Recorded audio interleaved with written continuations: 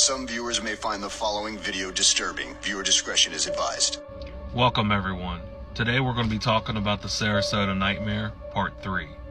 Today we're talking about the tragic life of Carly Brocea.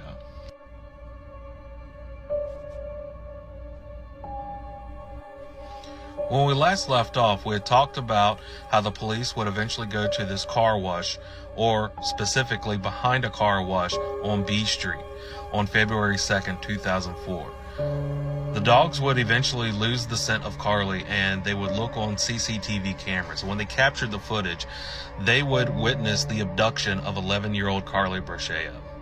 They would try to break down the footage of the CCTV camera, but the footage was very, very grainy and it wasn't very clear. Even with all the technology that the police had at that time, they couldn't clear it up or make anything sound. The only thing they knew of was the man was in a gray metallic work uniform, more specifically used by mechanics.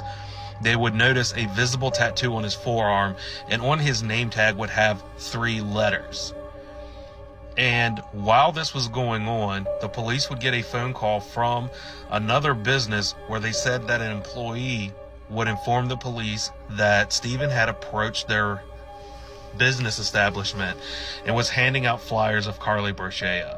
And it is around this time that Stephen, after handing out the flyers, would look at an employee and ask if he had any illegal substances to buy off of him. And the employee thought it was very strange, considering that his stepdaughter had been missing for 24 hours. Even though Stephen did not look like the man in the CCTV footage, they did know that Stephen was a mechanic, and they had figured they would just interview him to be on the safe side, as with most missing cases, police would always start within the home. The police would question Stephen and ask what he had been doing the 24 hours or the day of that Carly had went missing. And that is when Stephen would tell the police that he had been with Susan the entire afternoon, up until when Connie had called Susan and he would get in his vehicle to go drive to see if he could find Carly. The police would ask about where he would go when he was in his car and would ask if he had an alibi. And Stephen would tell the police that almost the entire time he had stayed on the phone with Susan while he was looking with Carly, aside from the times that Susan would get off the phone to start calling Carly's friends from school. The police would double check this, and his story lined up. The entire time that Stephen was out looking for Carly, he was on the phone with Susan. It's around this time that Stephen was quickly ruled out as a key witness, or a person of interest. Before leaving, Stephen would also tell the police that while looking for Carly, he had noticed a very suspicious red truck. Stephen would even further go on and say that everywhere he was going on B Street, he would find the same exact red truck, driving very slowly. Stephen would also say that when he drove on the back road to look for Carly, he would find the exact same truck. And on the way home to go talk to Susan that he couldn't find Carly anywheres, he would find the same exact red truck at Connie and Danielle's house. The police would begin doing some digging, and they would find out that the red truck actually belonged to a man named Ron Shockett. The police would also learn that Shockett was not only at Connie and Danielle's house a lot, but he was also dating Connie at the time and was actually Danielle's stepfather. The police would also learn that a lot of times when Carly would go stay the night over with Danielle's house, Shockett would be alone with the girls multiple times.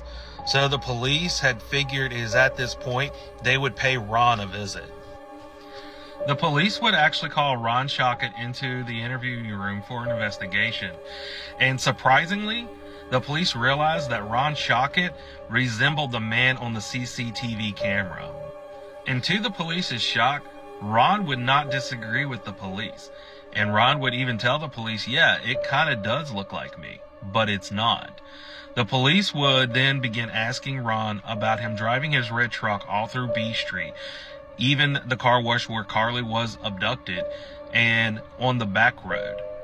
And when the police would ask for why he was driving around the area, Ron would tell the police that after Carly had walked out of Connie's house, he was just as concerned as Connie and Susan was, and he was frantically driving all over town trying to find her because he did not feel comfortable with her walking home alone. And it is shortly after this that the police would also rule Ron out as a key person of interest. It is at this point that the police were starting to lose hope that they would ever find Carly alive. And the situation had turned very dire for the police. And it is at this time that they wanted to find out any information they could leading up to Carly's disappearance. So they would take the CCTV footage that they had found at the car wash and they would actually broadcast it on the news and would ask anyone if they had any information to call the police station. And this would actually be very beneficial because not only a couple people would call the station, but thousands of people would be calling in the police for different tips and leads, most of which were dead ends, but they would run into some success. On a hunch, the police would make a trip to Susan's house and would show her the CCTV footage and would ask her if the man in the video looked familiar. They had hoped that maybe if Susan had known the man, they could narrow it down on who took Carly.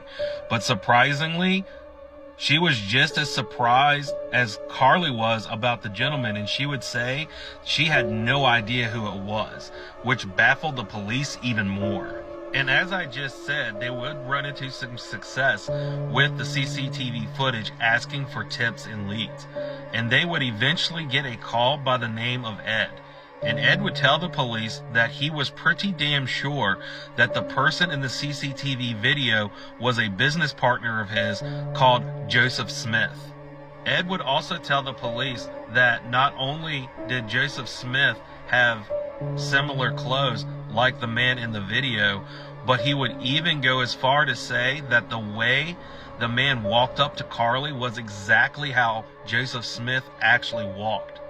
So the police had decided to take a deep look into Joseph Smith. By February 3rd of 2004, the police began looking into Joseph Smith, and they would start by looking into his record.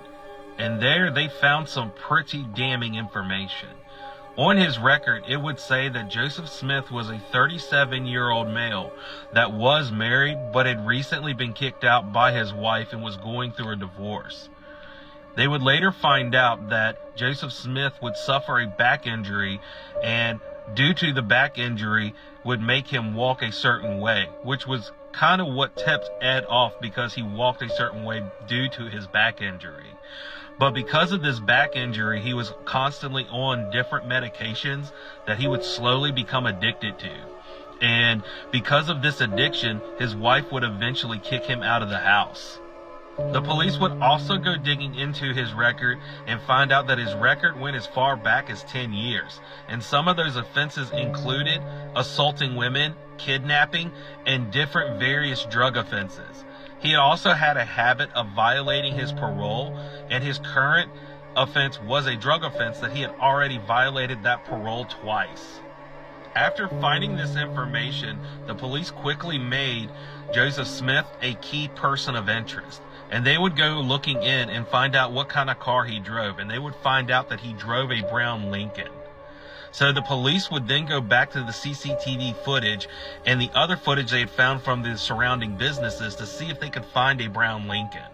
The police would review the footage of the abduction and the other videos that they had acquired from the other businesses. But they would not find a brown Lincoln around the area. But what they would find was a light-colored station wagon Buick that not only was driving around B Street around the time of her abduction, but they had noticed that this light-colored Buick station wagon was also pulling into the car wash within 3 minutes of Carly's abduction, and could be seen not only driving into the car wash, but pulling out and pulling to the backside of the car wash. It is at this point, even though they did not have the brown Lincoln, the police had decided they were going to pursue and still investigate Joseph Smith a little bit more.